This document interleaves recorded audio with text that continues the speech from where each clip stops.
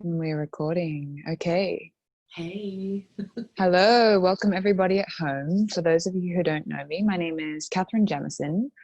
I am the owner and founder of Vibrosound Therapy, and I have with me today the beautiful Nicola Buffa from Sourcefield Sound. Hello, everyone. Hello. Thanks so Hello. much for joining us. Thank you so much, Katie, for having me and creating our connection. Mhm. So excited. I'm really excited to share today about sound healing. Amazing.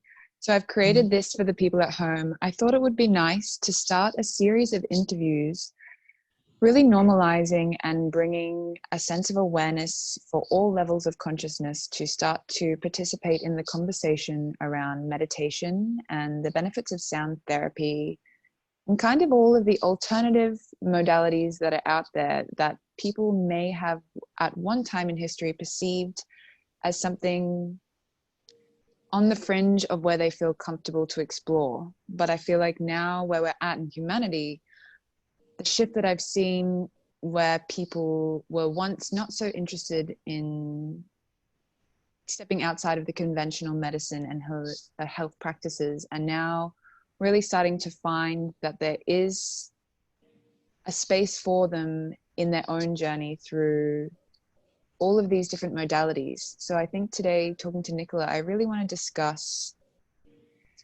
how to bring about a sense of normalization of meditation and techniques that everyone can employ into their own life in this really crazy time of life, with obviously a focus on sound therapy.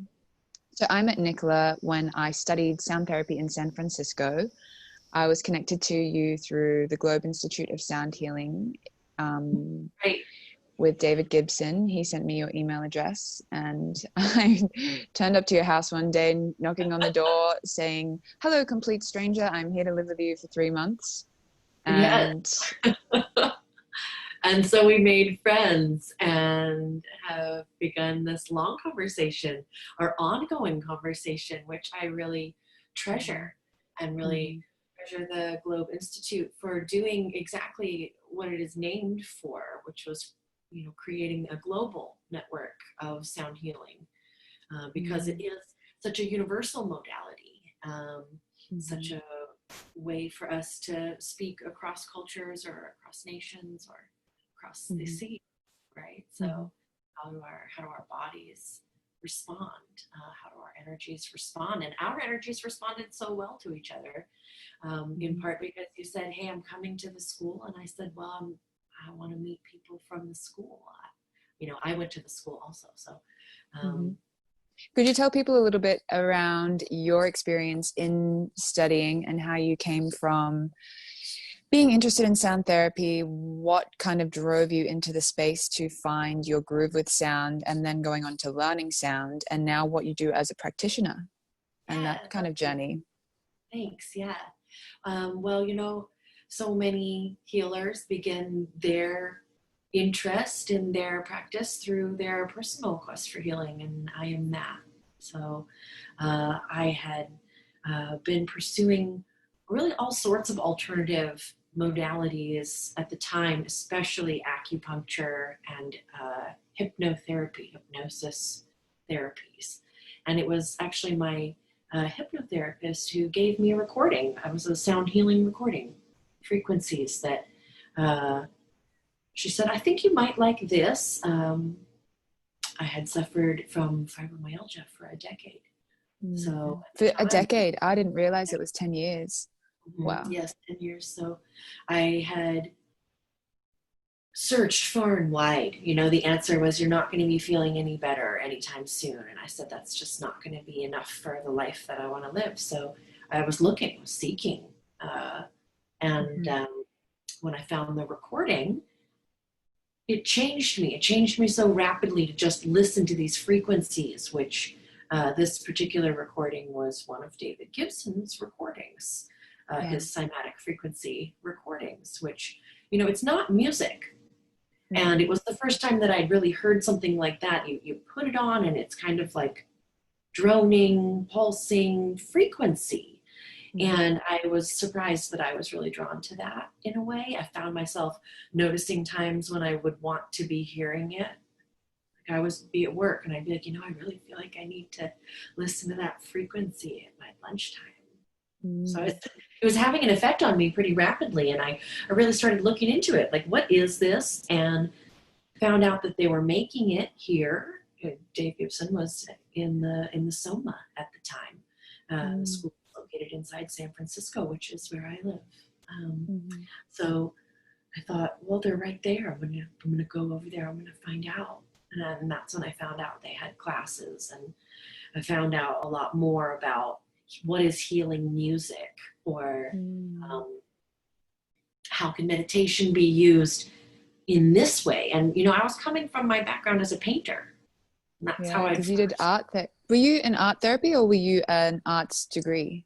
So I'd had a degree in art, and I'd had a second degree in psychology. I got both at the same time at the University of California, Santa Cruz. And so for me, there was always a very psychological interest and an understanding of dream therapy at a degree level. So symbology, for example, and how the brain is made of symbols, and how thoughts are constructed, and thoughts are created as responses to stimuli that could be traumatic. So, all this background in the psychology, and then had followed through the painting and become an artist. At the time, I first was listening to the frequencies at my painting studio, and my paintings started looking different too. Like everything was changing. My whole self was changing. And I was like, how is this one recording doing that? So I got interested. I started going over to the school on their open house days, and I started signing up for a class or two. I thought, well, at least it's going to change what I'm thinking about. And I thought that would be really an upturn for me with the fibromyalgia as it was at the time. And I had a lot of grief. My father had recently passed away at that time too. So I was like seeking some kind of supportive stimuli, community stimuli also. And so the healing community started to really interest me in that way, because people were gathering at the school to have lunch in between the classes. And the conversations were just fascinating about meditation. And so, so I really followed that path. I kept going. It was like a little thread, and I kept pulling it, and just allowing myself to be interested, and also allowing myself to be interested in something that wasn't the same thing that I had been interested in, which took some courage. People start to know you for what you are. Did you find you had resistance when you first initially started listening to the Cyma frequencies in the thick of mainstream schooling, your obviously like major life events? Did you find that there was a transition between one school of thought to, like, was there resistance when you started following this thread, or was it natural? It was very natural for me, because as I said, I had already tried acupuncture. Acupuncture had already showed me that the body is electric, and that it has a system and it has a grid, and that if you're adjusting inside that grid, you can really change your whole spirit. And I had already been practicing very deeply the out-of-body experience that you can have during an acupuncture time. And I'd had a few bad years of fibromyalgia where I had really practice astral projection to save my life, like as a way to cope. Yeah. So for me, the sound healing was like a great bridge between all kinds of things that I already knew.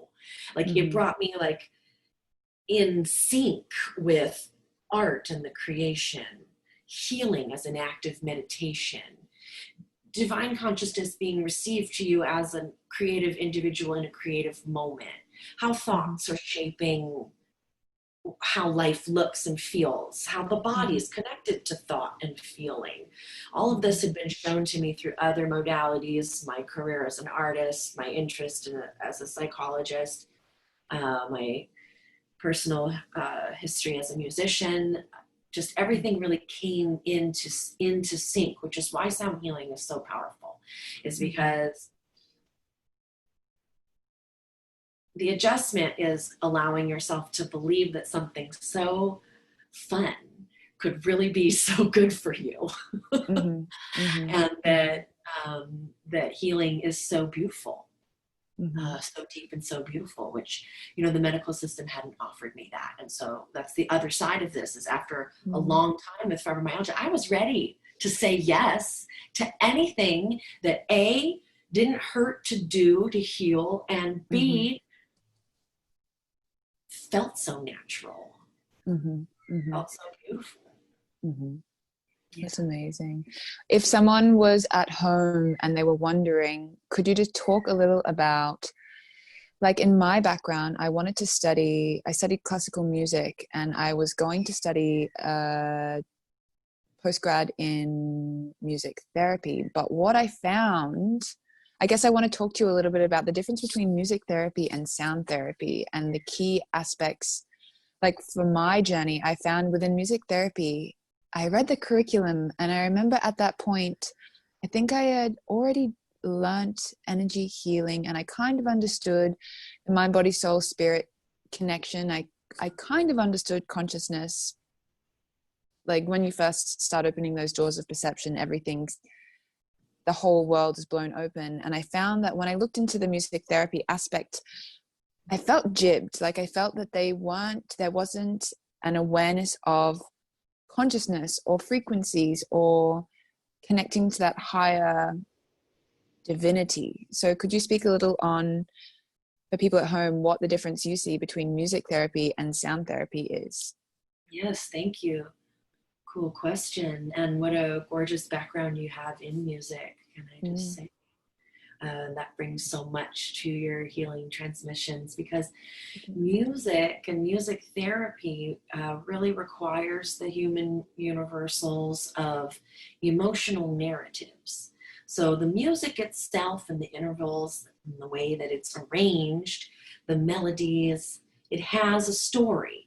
And those stories, when we're listening, are programmed, they're cultural, they're recognizable, they're also, like I said, universal. So certain sounds in the music will make you feel sad, or they'll make you feel happy. And so music can take you on a journey. It can take you on a journey where it shows you this emotion, and the words really reach you in a deep place. We've all experienced that. We've all experienced the sad song coming on and taking us to a sad place. And you know what? That can be therapeutic. And so, yes, there is music therapy, which can help us to remember feelings. It helps Alzheimer patients to transport themselves into memories that they would otherwise not be able to unlock. So, you know, it has a power. The difference in music therapy and sound healing is on that frequency level. So, like I mentioned in the beginning, the frequency that I had first gained access to, David Gibson's cymatic frequency, it's not music. It's just a vibration, a sound. It's a drone. It's a pulsation, a rate of pulsation. This is an example of a frequency. It is a single note. It has overtones and undertones. Duration of it and the subtle pulsation makes it a frequency.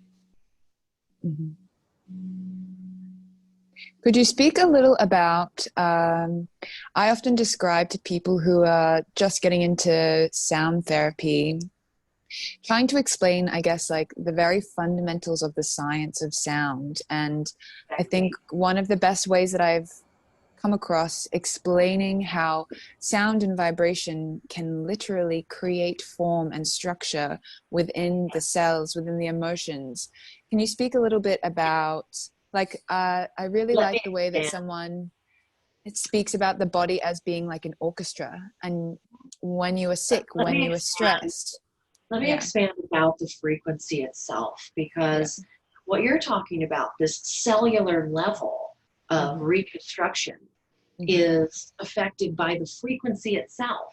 So the scientific correlations for different frequencies effect on the body, on the cells, on the water of the body, which is quite impressionable, as we know from the studies of Dr. Emoto, that when you speak to water, it arranges itself differently. And so that is the magical substance that we are made of. And so the frequencies themselves have a direct effect on that molecular alignment of a major building block of our core. So if you're arranging that differently, and the body is electric, as we know, then the current of electric conductivity is going to be heightened in the body. That alone has a cleansing effect, a brightening effect. It has the overall clarity of mind is present when that is throughout the body. So the frequencies themselves affect us on a cellular level, as well as every other level, the level of your organs, which has an individual vibration, the level of vibration for your human voice and how does it express and what's its home note, the level of vibration to move the voice inside the body when toning. So, all in vibration, everything is vibration. Maybe we could doing a little exercise to show people at home. I think there is a perception out there where it's quite hard to understand that everything is vibrating and creating vibration. But I think with the voice, you get a really tangible experience to be able to shift your own body. So I think for like those of you at home, it would be a really beautiful exercise. If we all make a sound, if you make a sound with your mouth open, the sound is kind of like the energy, because sound is physical, it can drive that energy, energy in motion out of the body. But when you close your mouth, you can feel your own resonance and your own vibration with the power of your voice. So would you like to give someone an experience at home to feel that, to feel their own vibration? So you'll see I'm getting myself sitting up, and I've had a sip of water here. One of the first things to know about sound healing and using your voice is that the tone quality of the voice is not important. So if you've ever been told that you shouldn't be singing because of the sound of your voice, you are free of that now. If you can, give yourself all the permission that you would need to make a sound by actively saying to yourself, I give myself the permission to make a sound. Because many of us do. Which is a huge block for a lot of people. And a lot of people don't realize that we've been told in a way to shh, like just be. So give yourself the permission and get centered in the body. As if you could give yourself a hug. What would it feel like to pull yourself in? Give yourself a squeeze there and arrive in your body. And even if you just allow a small hum to begin in the throat.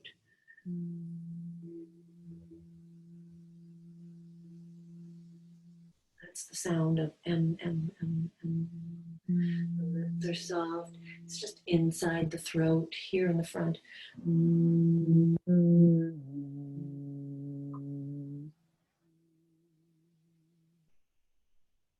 This is where our voice lives. This is our throat chakra here. But if you let yourself kind of, maybe you'd like to make a smaller sound, something up inside your head, you might.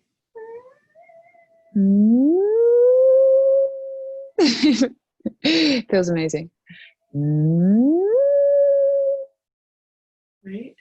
Or if you wanted to make a sound lower in the body, you might open your mouth just a little bit and use the sound UH.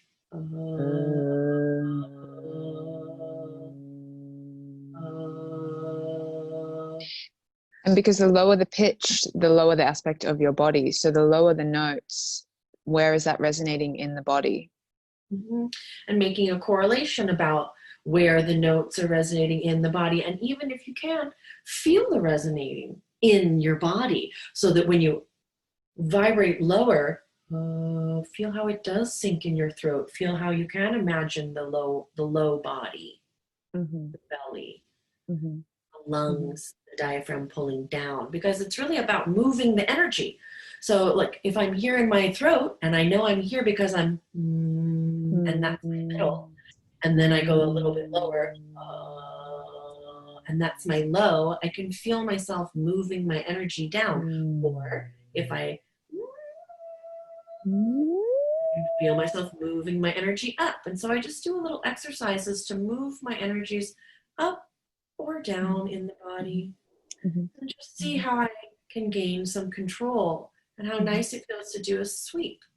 There are tones that are associated for each chakra, and you can tone the chakra so that you supplement your body with the sound of the seed syllable, which is a magical building block of language, and language is magic. So when we think about a stable tone also, I'd love for you to tell people, I know myself, definitely, I think everybody experiences to some degree a level of low-grade humming, that low-grade anxiety feeling where you're about to go into a shopping center, where you're about to get into the car with busy traffic, where you're about to do something that tests your nervous system. Maybe you have PTSD and you've had experiences that you're replaying. How would somebody use their voice in a very everyday setting to... Could you talk a little bit about the vagus nerve, I guess is what I'm getting at? yeah, I can. The vagus nerve,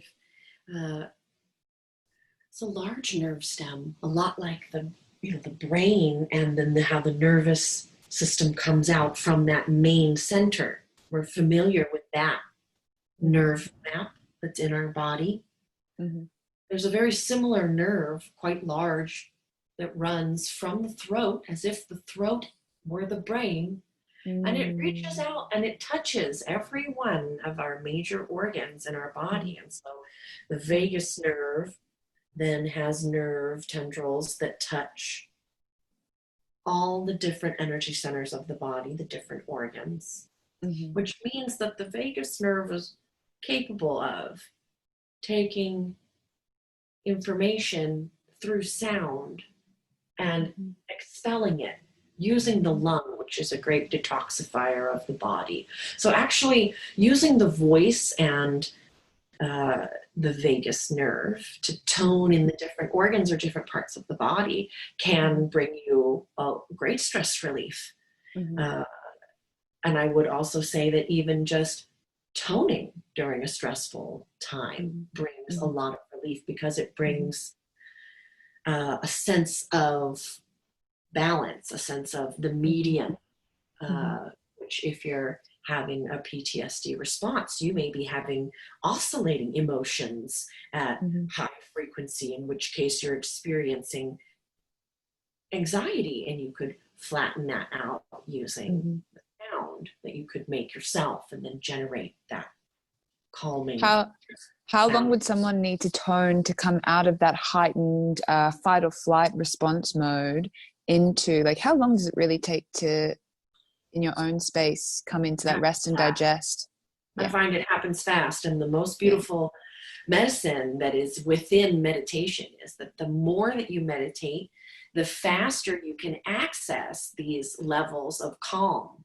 Like the more that we travel to these states of being within ourselves that are calm, are capable of receiving stimuli in a healthy fashion. The more we go there, the faster we can return.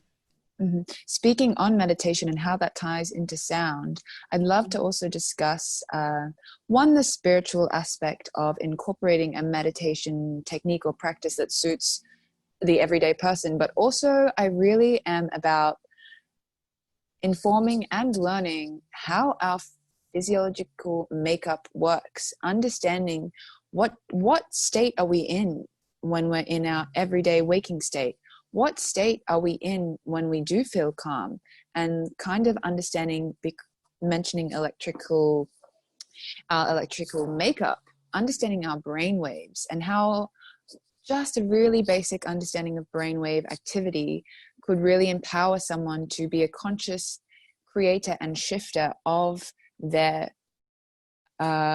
receptivity to the world. Absolutely. So the science of brainwave states as correlated to the states of consciousness is an important tenet of sound healing. To understand that in the theta brainwave state, for example, we experience dreaming most commonly. Mm-hmm. Theta is also the brainwave state that's most commonly used with hypnotherapy. Mm-hmm. And in this brainwave state, we can accomplish healing thoughts using active imagination and using sound healing journeys. And we access it through the frequency. So the frequency itself and the rate of pulsation will entrain the brain. We can also entrain the brain to have thought revelation with faster brainwave states at gamma. We can also go into very deep states of relaxation, which is also used in many other therapies for sleep and for rest, is to induce deep brainwaves.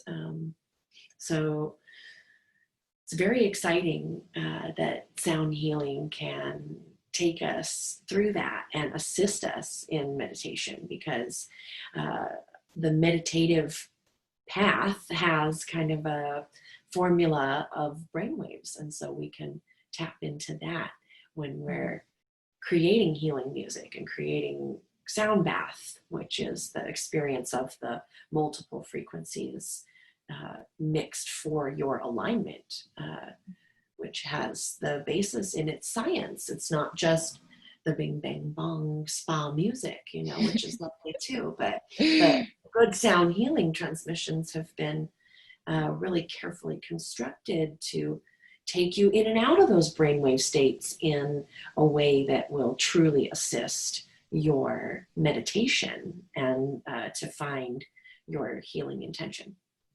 And the meditation response that comes, like the amount of times when I'm running a sound bath, I witness humans come into the space just from peak hour traffic. They've had a really long day at work. Their energies are completely frazzled. And it's interesting to note how rapidly we entrain to environments, how rapidly we adapt and we shift to the external stimuli around us. And watching when someone comes and lays down to experience, who I wouldn't say has a regular meditation practice, who is on that type of path or journey, how fast you actually can enter that really, really deep state to where you are almost asleep. And I guess in that sleep space, you're in your own type of healing journey. Your body is repairing on all of those different levels.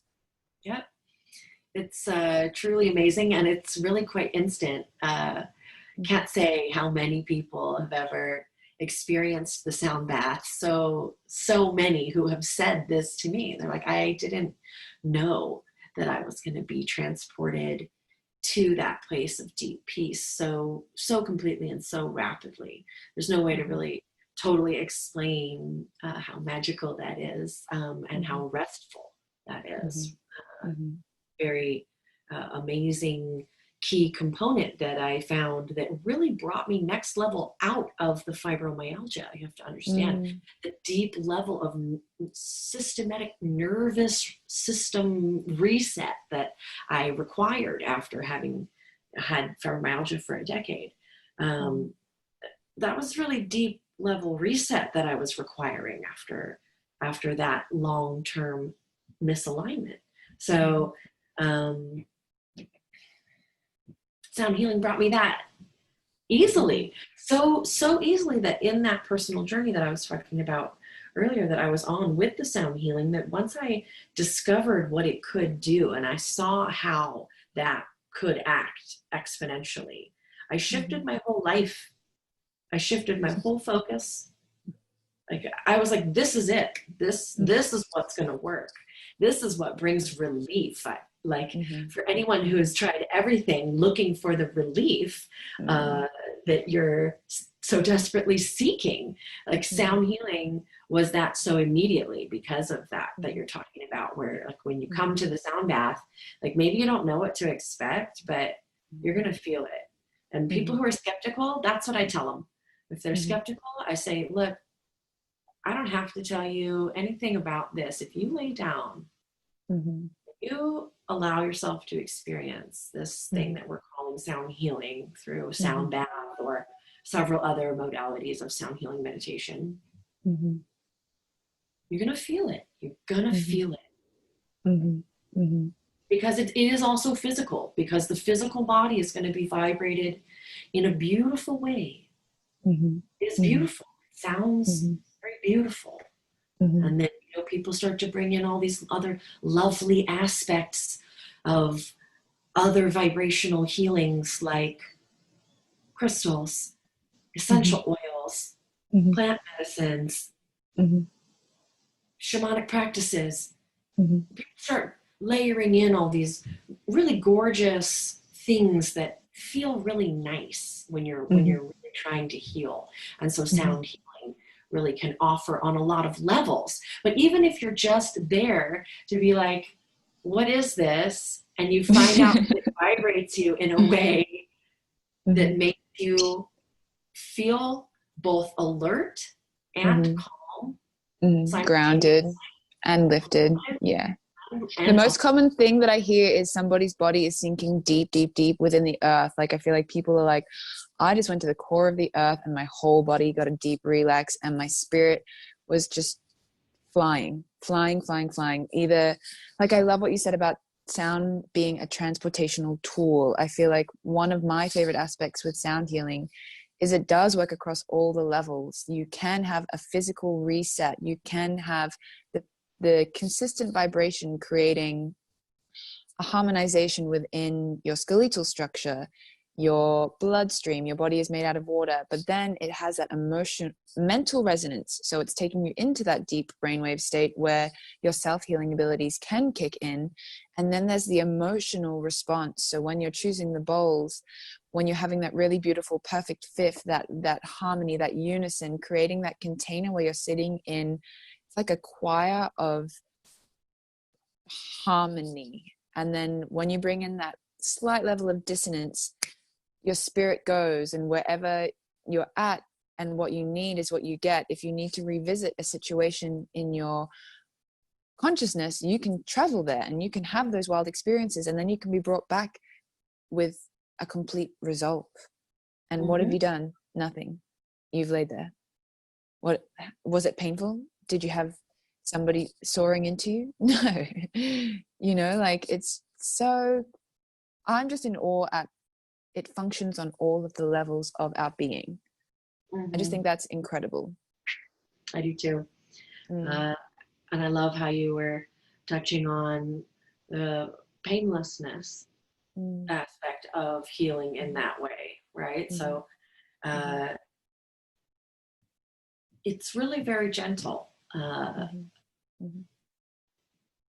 Although, I mean, meditation can be difficult, right? So, you know, like, it's not about, you know, everything is light and love and we're gonna, you know, purple wash it all and say that, like, this is going to heal you and you're not going to feel a thing. That's not totally it either. Like, you might feel a lot, but that might be the thing that you need to get there. So to me, the sound healing has a very, very gentle way of letting me know that I am not alone. It has a very gentle way of connecting us to the one consciousness, which is why people choose to use plant medicines. So this is a very powerful medicine that is achieved without any plant ally assistance, without any medications, without any, so the modality existing without the supplement of a drug of any kind that feels gentle, that isn't a surgery, as you pointed out. Although sometimes we need those too, and we need the sound healing to help us recover. Right? Of course. I love on that what Dr. Bruce Lipton spoke about. I remember when I first got into sound therapy, one of the major turning points, he was describing pharmaceutical medicine and sound science. What do they both do? Essentially, you're sending a signal to the cell. When you take a drug, it's sending a signal through your body, through the bloodstream, and saying, hey, cell receptor site, we're going to behave this way so as to stop firing these electrical pulses of pain to this part of the body, so then you can operate in a different function. What sound is doing is sending an electrical signal through the water, so it doesn't have to conduct or have any type of reaction. It's sending the exact signal to the cell through our intentionality, going through the body of water, which travels faster than it does through the bloodstream anyway, without any side effects. And you can send signals directly to the cell to behave differently. It operates faster. There's no chemical reaction where heat is used. So 98% of the information or the energy that is being delivered to that cell is actually lost when you take a drug because of the heat and the energy that's expended to reach there. And I remember just pausing the video being like, what? Seeing it in that way for me was an amazing way to look at the very physiological, biological mechanisms of sound, just sending a signal to the cell to operate differently. Absolutely. And the way meditation is that, right? Mm-hmm. So the power of requesting your body with a clear message and having sounds that can make those requests very directly, very electrically. Using the two together is why you would see a sound healing practitioner who can help you understand which frequencies and what kinds of intentions and, you know, electrically how to direct that. That's what an energy sound healing practitioner is going to be doing. It's combining the approach there to really get at the root issue of the blockage or the thought pattern, if you will. Yeah, the intentionality plus the specific frequencies directed, your energy and focus being guided into that space. In your practice, what are the main conditions that people would come to you with, and what do you believe, say people are at home and they haven't tried sound therapy, what kind of relief can you bring in? What kind of conditions do people come to you with? Excellent question. What a beautiful question.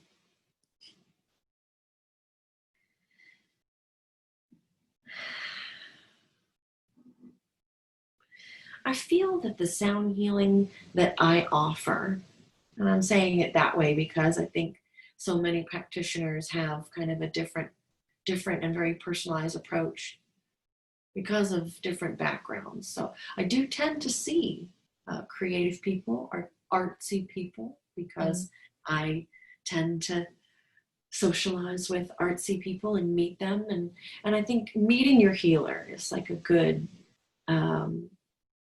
way to know if you're going to want to work with them, or reaching out and finding out if the energies are in line there. But the people that I see frequently are in transition. They're going through something where they realize, look, I'm here in my life and I would like to be here in my life. And the road is uncertain.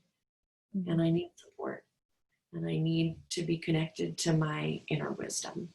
And so I do have clients that are in transition in their lives. They're looking to strengthen their intentions. They're looking to reach a spiritual goal, an inner spiritual goal that they have identified, or they feel that they are seeking and they need help identifying what those spiritual goals could be. So there's kind of a coaching aspect to that helps people unpack their thought landscapes. What is going on for them, and what kinds of patterns can I see? I also read the tarot, so sometimes we're using other tools to help kind of divinate different thought patterns that they may be experiencing, and then how can we alchemize that? How can we use frequency and thought alchemy to change our outlooks and go through our transition time, which could also include changing your job, family transitions, divorces, death. People go through things that take time.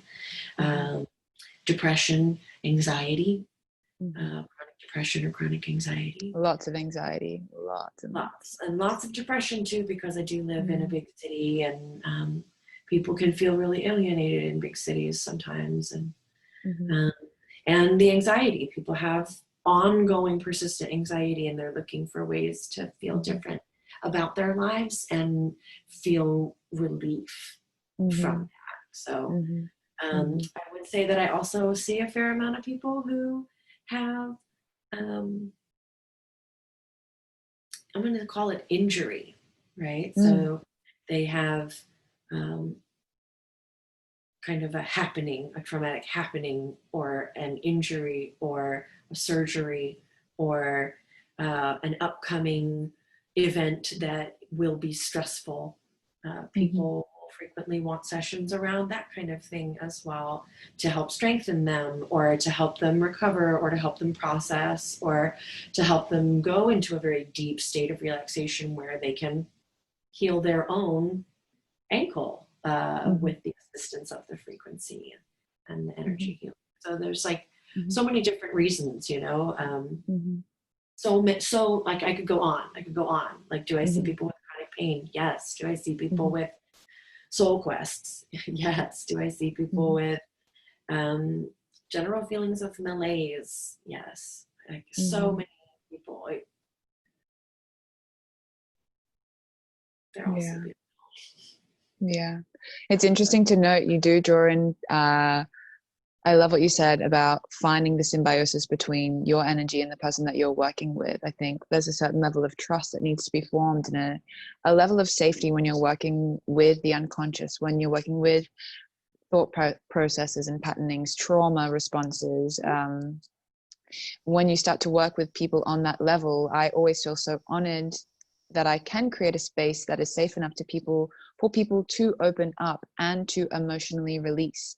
I think a large part of sound therapy, like you said before, yes, it is beautiful and it's painless, but also sometimes it's horrific, and you really do get to that deep place, and the pain only is there until it's expressed for a few moments. And in that point, sound guides us and allows us to access that very core root pain and issue.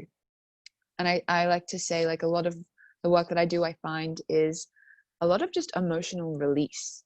I think there's a level of relaxation, but I think my favorite is when someone is willing to say, hey, I've been storing this for a really long time, and we allow that container to express that energy and to release that, to transform that, to alchemize that, and leave the body, because everything is stored in our field. And if we're in this space of constriction, self-doubt, worry, anxiety, judgment, shame, guilt, that low vibrational frequency is inhibiting the amount of light, color, sound, energy that is allowed to be absorbed in our body. And if it's there for long enough, it crystallizes in your physical body and manifests as these growths, these diseases. But when we can find the root energy of this and go into the space to release, it's like healing can take a long time, but then healing can be so instant as well. And that's another thing I think is really powerful with sound therapy, is you can jump between frequency bandwidths of disease to health in however long you want, whatever is serving you for your highest experience. It's so true. I certainly can relate to all of that in my healing journey personally, and with people that I've seen. You know, when you trust your practitioner to witness you safely, allowing that, there's a power in that. There's a power in being witnessed energetically, being supported by the frequency, feeling connected to the one consciousness, having the kind oversight of the healer, as just as a gift of energetic presence is helpful. You know, somebody to witness you having your tears, so that this stress, this crystallized, it is a crystalline substance that is in the cellular water, right? We detox that when we receive frequency and we come into alignment. So it has to come out, and one of the ways that it comes out is to cry, scream, laugh, all of the body releases. Yeah, For somebody because at again, home, the vagus nerve, right? So like when it comes out your mouth like this, when the sound comes out and it's touching all the internal organs through that nerve, and the vibration of that and the electricity of that is coming out, the excess charge, the excess electrons are being released from the body. They're being detoxified by the lung and the metabolic action of the lungs breath. That's a pump, right? for people at home, and that might actually sound really terrifying if you've never experienced sound therapy. So for people at home, if they wanted to start engaging with exploring their own brainwaves, exploring shifting from that really heightened state to a very calm presence, how could somebody either connect with you or connect with information on the web? What would they look for? What would they look at? Thank you. I have a website that is sourcefieldsound.com. I'll leave a link below. Yeah. And my name is Nicola Buffa, and I'm in San Francisco. And do also have Instagram, and really love talking to people on the Instagram social media, if you like that as well. But I love an email. I'd love to hear an email from you with any sound healing questions or anything you'd want to talk about. I'm loving the new ways that we're able to work like this. This is amazing. We've just been chatting this video chat from San Francisco all the way to Brisbane. And that's magical too. So open to the new ways of connecting with the Zoom and telephone sessions as well. So in my experience with your sessions, I've had a few of your sound healing sessions, and they are incredible over distance. And I think maybe even I have, of course, being in person and being via distance is a different expression, but I think maybe I even felt more safe and more calm and more in my own space to receive via distance. So I can attest to your amazing sessions. They're incredible. Thank you so much. I'm so proud that the time that I'd spent working on the astral traveling in my own healing journey has now allowed me to really be in a healing place when I'm doing distance learning. It's really a very positive modality for me as well. Thank you. Well, thank you so much for your time. I am sure that we will have much to discuss. I'd love to pick your brain about sacred geometry and light frequencies and color and art therapy. But I think for today, if anybody listening and watching has any questions, or if they would like to have a session with Nicola, I will leave the links below. Or if you want to just reach out and get that conversation started around integrating meditation, sound therapy in your life. Absolutely. Katie, you have so many offerings that are really helping people to do exactly that, to integrate how they can see sound healing. And that's why I think the vibro sound healing, really the mission that you have to help reach people is felt so strongly in that intention, such integrity in your work. Anybody who's working with you knows that you really you just know so much about the science, and we're always bringing the conversation around to the science of it and why it's effective, and really sharing with people how that could be their truth if they're interested is beautiful. Thank you so much for including me in your conversations. I love it. Thank you so much. Thank you, everybody who has been watching. Feel free to share with your family or friends, anyone that's interested in sound, and goodbye. See ya. Good night.